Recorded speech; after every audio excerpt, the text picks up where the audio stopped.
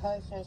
The National Weather Service in Melbourne has issued a severe thunderstorm warning for southeastern Seminole County in east central Florida, west central Brevard County in east central Florida, southern Orange County in east central Florida, northern Osceola County in east central Florida, until 1:30 p.m. Eastern Standard Time.